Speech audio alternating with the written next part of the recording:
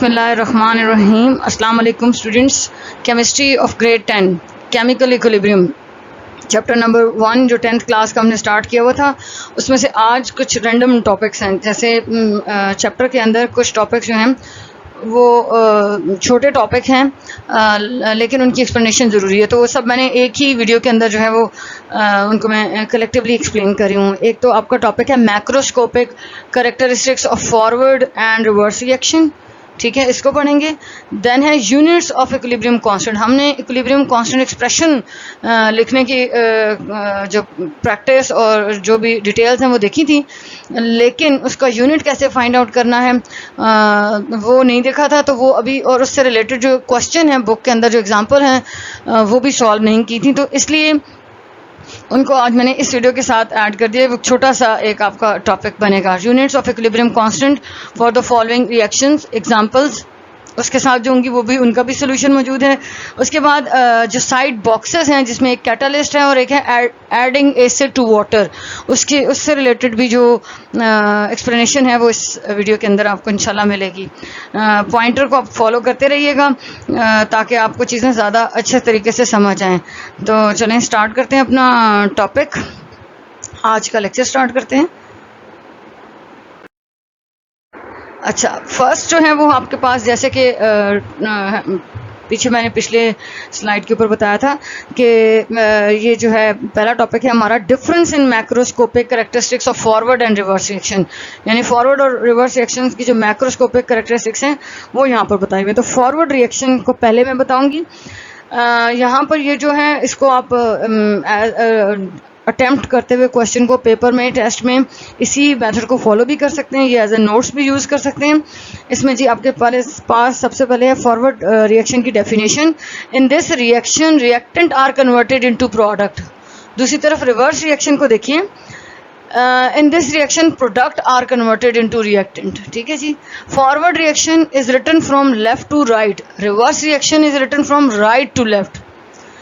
Forward reaction, in forward reaction, third point देखिए formation की heading के साथ, in forward reaction reactant produce करते हैं जी प्रोडक्ट्स, और रिवर्स रिएक्शन में थर्ड पॉइंट फॉर्मेशन वाला देखिए, प्रोडक्ट्स प्रोड्यूस करती हैं रिएक्टेंट। फॉरवर्ड रिएक्शन में इनिशियल स्पीड है आपकी, उसमें rate is fastest in the beginning. शुरू में आपके पास सिर्फ रिएक्टेंट होते हैं और सिर्फ और प्रोडक्ट नहीं होती, तो जो rate of reaction of reactant है वो बहुत फास्ट होता है। और इनिशियली जो रिवर्सिबल रिएक्शन है या रेट ऑफ रिवर्सिबल रिएक्शन है वो ज़ीरो होता है, क्योंकि प्रोडक्ट तो बनी ही नहीं है। और रिवर्सिबल रिएक्शन में क्या होता है, रिवर्स रिएक्शन में क्या होता है, प्रोडक्ट ब्रेक होकर रिएक्शन बनाती है, तो जब प्रोडक्ट बनी ही नहीं है तो वो ब्रेक कैसे हो सकती है। Speed of reaction at later time, शुरू में जो आपका फॉरवर्ड रिएक्शन है वो फास्ट होता है, लेकिन with the passage of time वो स्लो होता जाता है, क्योंकि आपके रिएक्टेंट कंज्यूम होने लग जाते हैं और प्रोडक्ट में चेंज होने लगते हैं। अच्छा, उसके आगे जब दूसरा जो पॉइंट फॉर रिवर्स रिएक्शन में जो इसके अगेंस्ट पॉइंट है, speed of reaction at later time, शुरू में ये वाला इसका रेट ऑफ रिएक्शन ऊपर देखें आप ज़ीरो है, लेकिन with the passage of time क्योंकि रिएक्टेंट रिएक्ट करके प्रोडक्ट बना रहे हैं तो ये रिवर्स रिएक्शन जो है वो स्पीड अप हो गया, ठीक है। तो ये एक छोटा सा टॉपिक था, लेकिन ये इंपॉर्टेंट क्वेश्चन है, 3 मार्क्स का पेपर में, फेडरल बोर्ड के पेपर में अक्सर आता है, ठीक है। तो नेक्स्ट देखेंगे क्या है हमारे पास। नेक्स्ट है जी unit of equilibrium constant for the following reactions. आपके पास कोई भी जो अभी इसके बाद नेक्स्ट जो है वो मैंने एग्जांपल्स को सॉल्व किया हुआ है, उसमें यूनिट को फाइंड आउट करने का प्रॉपर उसमें प्रोसीजर है, लेकिन उस प्रोसीजर को देखने से पहले, उन सॉल्यूशंस को देखने से पहले हम देखते हैं कि इसके अंदर कौन कौन से पॉइंट्स हैं। यूनिट्स, इक्विलिब्रियम कांस्टेंट मे और मे नॉट हैव यूनिट्स, हर दफ़ा केसी का यूनिट नहीं होता। ये डिपेंड करता है कि आपके पास रिएक्शन के अंदर रिएक्टेंट और प्रोडक्ट के नंबर ऑफ मोल्स अगर सेम है तो फिर केसी का कोई यूनिट नहीं होगा, लेकिन अगर number of mole of reactant और प्रोडक्ट के अंदर कोई चेंज है, कोई डिफरेंस है, जो आगे नेक्स्ट मैं आपको बताऊंगी डिफरेंट इक्वेशंस, उसके अंदर कुछ इक्वेशंस के अंदर केसी की वैल्यू का यूनिट आ रहा है और कुछ का नहीं आ रहा, तो इट मीन्स केसी का यूनिट हर रिएक्शन, हर रिवर्सिबल रिएक्शन के लिए केसी का यूनिट ज़रूरी नहीं है कि केसी का एक पर्टिकुलर यूनिट हो।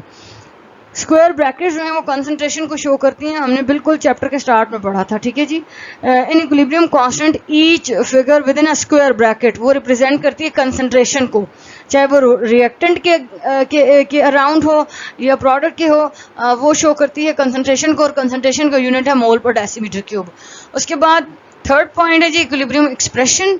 The unit for equilibrium constant depend on the form of equilibrium expression, यानी आपके पास इक्विलिब्रियम एक्सप्रेशन जो आया जिसमें आप रिएक्टेंट जो है रिएक्टेंट और प्रोडक्ट को न्यूमरेटर और डिनोमिनेटर वाली फॉर्म में लिखते हैं, वो उस पर डिपेंड करता है, क्योंकि पहले आपने जो है वो एक्सप्रेशन लिखना है फिर यूनिट फाइंड आउट करना है, ठीक है जी। अब स्टेप्स कौन कौन से फॉलो करने हैं यूनिट्स फाइंड आउट करने के लिए? The step involve in determining the units of equilibrium constant are, number 1, सबसे पहले आपके पास एक बैलेंस इक्वेशन होगी और उस इक्वेशन की बेस पे आपने रिवर्सिबल रिएक्शन की जो इक्वेशन होगी उसके बेस पे आपने इक्विलिब्रियम कांस्टेंट एक्सप्रेशन लिखना है।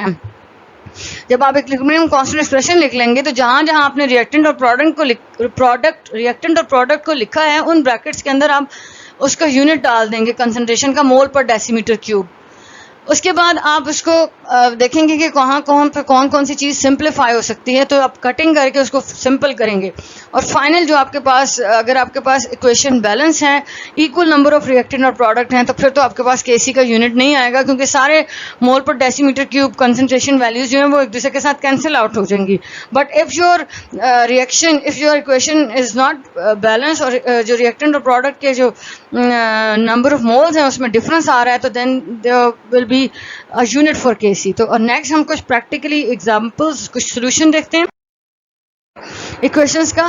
फर्स्ट इक्वेशन है hydrogen is reacting with iodine to produce hydrogen iodide, ठीक है जी। सबसे पहले हम इसका केसी एक्सप्रेशन लिखेंगे। केसी एक्सप्रेशन कैसे लिखते हैं? प्रोडक्ट आपके पास होती है न्यूमरेटर में और रिएक्टेंट आपके पास होते हैं डिनोमिनेटर में। पहला स्टेप हो गया। दूसरा स्टेप क्या है? जहां जहां प्रोडक्ट और आपके पास प्रोडक्ट और रिएक्टेंट मौजूद हैं सबकी जगह पे जो है मोल पर डेसीमीटर क्यूब मेंशन कर देंगे।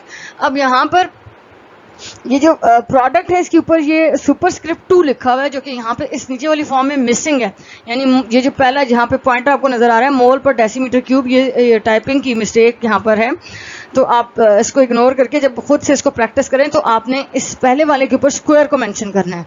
अब ये 2 हो गया, ये स्क्वायर इसका कैंसिल हो जाएगा नीचे वाले इनके साथ, क्योंकि जो फ्रंट पे वैल्यू लिखी होती है वो आपका सुपरस्क्रिप्ट बनता है।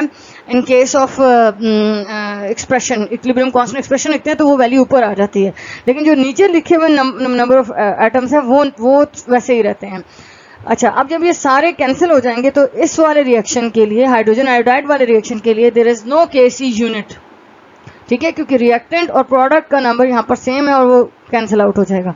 नेक्स्ट इक्वेशन को देखें। N2O4 is going to change into nitrogen dioxide, और नाइट्रोजन और डाइऑक्साइड क्योंकि प्रोडक्ट है तो ये न्यूमरेटर में आएगा, और N2O4 की जो वैल्यू है नाइट्रोजन ऑक्साइड की इसके अंदर जो है वो ये रिएक्टेंट में डिनोमिनेटर में आ जाएगा क्योंकि ये रिएक्टेंट है।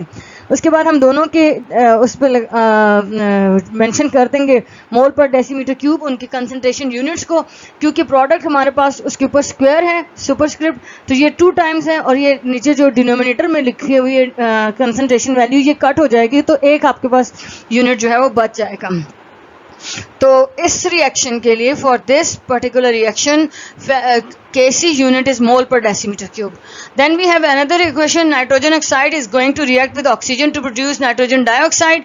Nitrogen dioxide is our product. It will be in the form of numerator and it is divided by denominator, that is NO, nitrogen oxide and oxygen. Nitrogen oxide के front पे 2 है जो कि इसका स्क्वायर बन जाएगा superscript में जाके। अच्छा, अब हम सारे रिएक्टेंट और प्रोडक्ट की जगह पे इसका यूनिट कंसंट्रेशन यूनिट मेंशन कर रहे हैं और ये इसमें से कैंसिल होने के बाद 1 बाय मोल पर डेसीमीटर क्यूब आ जाएगा। आप इसको फर्दर भी सिंप्लीफाई कर सकते हैं, यानी जब ये वैल्यू ये रेशो ख़त्म होगी तो ये -1 लग जाएगा, तो अगर -1 को मल्टीप्लाई करें तो ये मोल -1 डेसीमीटर क्यूब हो जाएगा। डेसीमीटर क्यूब का माइनस खत्म हो जाएगा बाहर वाले -1 से, बट लेकिन अगर आप यहाँ तक भी करते हैं तो इट्स फाइन। कंक्लूजन क्या है जी? द रिएक्शन, जो बात मैंने पहले बताई है, the reaction in which the total number of mole of reactant is different from the total number of moles of product. ठीक है, ऐसा रिएक्शन जिसमें number of moles of reactant and product are, अगर वो डिफरेंट हैं तो फिर Kc का यूनिट होगा, लेकिन अगर वो सेम है, when the total number of moles of reactant and product is equal to the total number of moles of product in a balance chemical equation, K has no unit, then K has no unit, like the first equation. पहली equation में number of mole of reactant and product same है, इसलिए कोई unit नहीं है, but in rest of two equations the number of moles of reactant and product are not same. Second में देखिए N2O4 1 मोल है और 2NO2 2 मोल्स हैं. अगेन अगले रिएक्शन में अब आपके पास 2 मोल्स ऑफ NO है और ऑक्सीजन का 1 मोल है और प्रोडक्ट भी हमारे पास 2 मोल है, सो इसलिए इसका एक यूनिट आ गया. ठीक है, अच्छा नेक्स्ट हम देखते हैं क्या जी, कैटलिस्ट क्या करता है. कैटलिस्ट किसी भी रिएक्शन में ऐड करें तो वो स्पीड का उसको स्पीड अप कर देता है रिएक्शन को, यानी रेट ऑफ रिएक्शन को बढ़ा देता है और टाइम ऑफ रिएक्शन को रिड्यूस कर देता है. यानी अगर किसी रिएक्शन ने 10 मिनट्स में कंप्लीट होना है तो वो मे बी 1 और 2 मिनट में हो जाए या कुछ सेकंड्स में कंप्लीट हो जाए due to the addition of catalyst. But catalyst कभी भी किसी रिएक्टेंट या प्रोडक्ट के साथ रिएक्ट नहीं करता, इसको हर दफ़ा रिएक्शन के एंड पे अलग किया जा सकता है. A catalyst is a substance that increase the rate of reaction. Rate of reaction chemical reaction क्या है, speed of the reaction. Catalyst reduce the time taken to reach equilibrium. Catalyst ऐसी चीज़ है जो कि रिवर्सिबल रिएक्शन को फौरी तौर पे इक्विलिब्रियम पोजीशन पर ले जाएगा, इतना स्पीड अप कर देगा रिएक्शन को, but they have no effect on the position of equilibrium once this is reached. एक दफ़ा equilibrium अचीव हो गया तो फिर उसकी डायरेक्शन को चेंज नहीं कर सकता, लेकिन equilibrium अचीव करने में और रिएक्शन को स्पीड अप करने में कैटलिस्ट अपना रोल प्ले करता है. उसके बाद नेक्स्ट चीज़ है जी adding acid to water. Acid और वाटर को जब भी आपस में ऐड किया जाता है या रिएक्ट करते हैं तो एक्सोथर्मिक रिएक्शन होता है, यानी ऐसा रिएक्शन होता है जिसमें हीट रिलीज होती है. तो कभी भी ऐसा नहीं करना चाहिए कि एसिड है और आप ऊपर से उसको वाटर उसके अंदर ऐड करें, बल्कि हमने वाटर के अंदर ड्रॉप वाइज एसिड को ऐड करना होता है ताकि जो भी रिएक्शन एक्सोथर्मिक रिएक्शन हो वो स्लो हो जाए और उसको जो है उसके जो बबल्स हैं या वो जो उसके ड्रॉपलेट्स हैं वो बाहर ना आए और वो जो है इर्द गिर्द के एनवायरनमेंट में या जो लोग काम कर रहे हैं उनको इफेक्ट ना करें. The addition of water to the concentrated sulphuric acid produce a vigorous reaction. Vigorous है, तेज रिएक्शन है और एक्सोथर्मिक है, which often cause acid droplets. Vigorous reaction तेजी से रिएक्शन होगा और वो क्या करेगा, एसिड के जो ड्रॉपलेट्स हैं स्प्यू इन ऑल डायरेक्शन, सारी तरफ बिखरने लगेंगे, बाहर निकल जाएंगे. For this reason this must be avoided. इस चीज़ को रोकने के लिए क्या करते हैं, we need to add acid to water when diluting it. जब भी हमने एसिड और वाटर का रिएक्शन करवाना है या कोई सोल्यूशन बनाना है एसिड का तो हमने वाटर के अंदर ड्रॉप वाइज एसिड को ऐड करना है, एसिड में वाटर को ऐड नहीं करना. ठीक है, तो वाटर की क्वांटिटी ज़्यादा हो और एसिड को ड्रॉप वाइज ऐड करें. ये कुछ पॉइंट्स थे, कुछ टॉपिक्स थे चैप्टर के अंदर. नेक्स्ट वीडियो में इंशाल्लाह ली चैटले प्रिंसिपल को डिस्कस करूँगी और फिर हमारा थिंक टैंक इस चैप्टर का लास्ट टॉपिक होगा. तो अभी आप इसको ध्यान से देखें, सुनें और कोई प्रॉब्लम होती है तो मेरे से शेयर करें और अगर कोई सजेशन आपके पास हो तो वो भी प्लीज़ मेंशन कर दें. थैंक यू, अल्लाह हाफ़िज़.